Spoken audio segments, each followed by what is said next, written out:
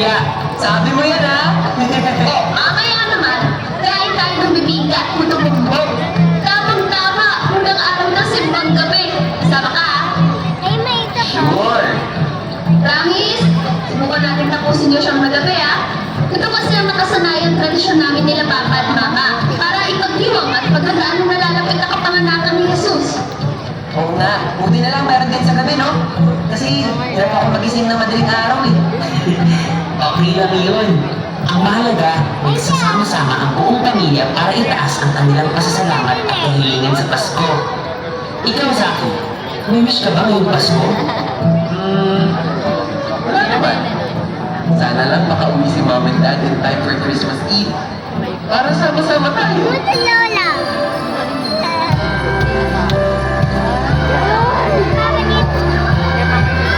Hi, Father! Hi, Father! Bless po! Bless po! Hi, Dad. Good na kayo.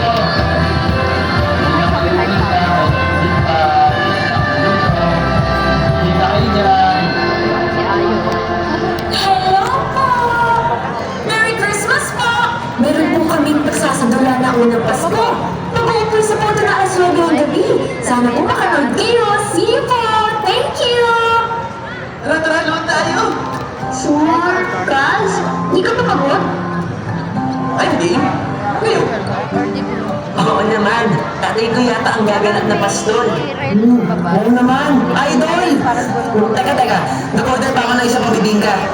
Ubusin ko lang ha. Parang di tayo kumain ng wagas buong araw, ah! Mukbang pangor! Para matikman naman niyo sa akin mga patahe dito. Oo nga, baka puro burger na lang lagi kinakain mo. Grabe kayo. Sige guys, baka mag-start na yung day! Oo nga, para makaupo tayo. Let's go!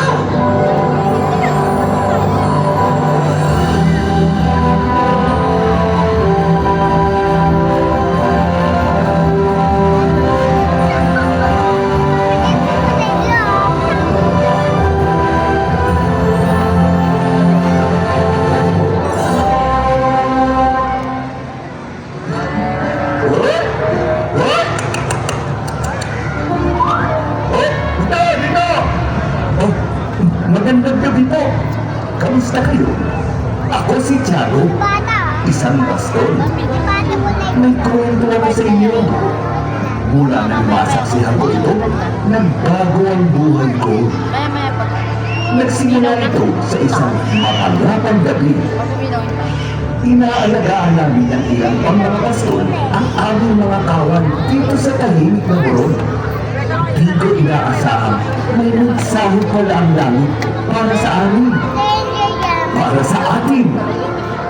Nagpakita ang isang anghel ng Panginoon at nagliwanag sa kapaligiran namin ang kaluwalhatian ng Diyos. Ganoon na lamang ang aming pagkatakot. Ngunit sabi sa amin ng anghel,